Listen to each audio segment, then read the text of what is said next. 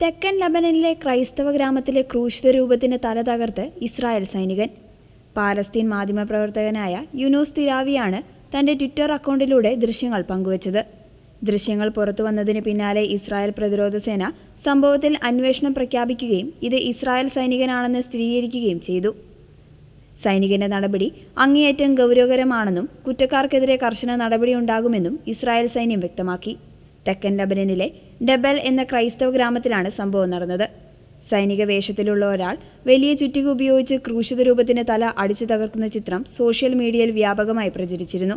ഇതോടെയാണ് ചിത്രം യഥാർത്ഥമാണെന്നും അത് തങ്ങളുടെ സൈനികനാണെന്നും ഇസ്രായേൽ സൈന്യം സ്ഥിരീകരിച്ചത്. സൈനികന്റെ ഈ പെരുമാറ്റം സേനയുടെ മൂല്യങ്ങൾക്ക് നിരക്കാത്തതാണെന്ന് IDF പ്രസ്താവനയിൽ പറഞ്ഞു. നോർത്തേൺ കമാൻഡ് സംഭവത്തെക്കുറിച്ച് വിശദമായ അന്വേഷണം ആരംഭിച്ചിട്ടുണ്ട്. തകർക്കപ്പെട്ട ക്രൂശിത രൂപം പഴയപടിയാക്കാൻ പ്രാദേശിക ഭരണകൂടത്തെ സഹായിക്കുമെന്നും സൈന്യം അറിയിച്ചു.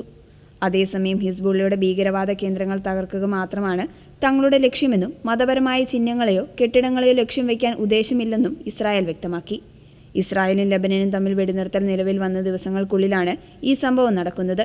ജെറുസലേമിലെ ക്രിസ്ത്യൻ നേതാക്കളും ഇസ്രായേൽ സർക്കാരും തമ്മിൽ സമീപകാലത്ത് ചില തർക്കങ്ങൾ നിലനിൽക്കുന്ന സാഹചര്യത്തിൽ ഈ സംഭവം ക്രൈസ്തവ സമൂഹത്തിനിടയിൽ വലിയ പ്രതിഷേധത്തിന് കാരണമായിട്ടുണ്ട്.